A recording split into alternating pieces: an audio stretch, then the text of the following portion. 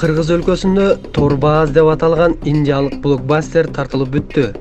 Бул тууралуу фильмди тартууда жана актерлорду табууда индиялык кино жаратуучулар менен кызматташкан Кыргыз кастинг агенттиги Супер KG порталына билдирди. Маалыматка ылайык, тасманы тартуу иштери 2017 жылдын декабрь айында аяктаган. Ал эми тасма көрүүчүлөргө ушул 2018 жылы тартууланат.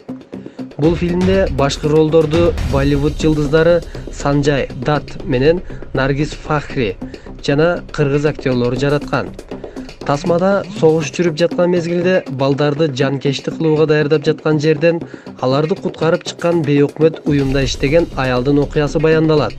Кино Бишкек, Токмок шаарларында жана өлкөнүн түштүк аймактарында тартылган. Тасманы тартуу үчүн болжол менен $4 миллион сарпталган.